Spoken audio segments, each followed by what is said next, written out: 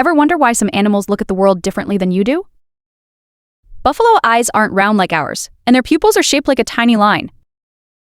That's right, while humans have round pupils, buffalo have these super cool, sideways slits. Scientists have figured out this unique eye shape helps them survive in the wild. Let's find out how.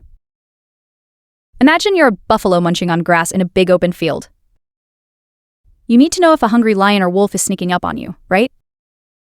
A buffalo's horizontal pupil acts like a widescreen camera, giving them an amazing panoramic view of the horizon.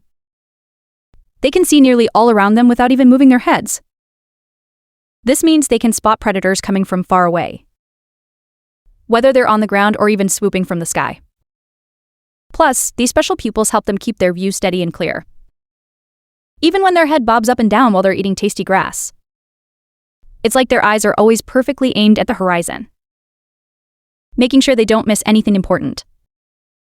If you like our videos or information, be sure to like the videos and subscribe to the channel. This will boost our morale.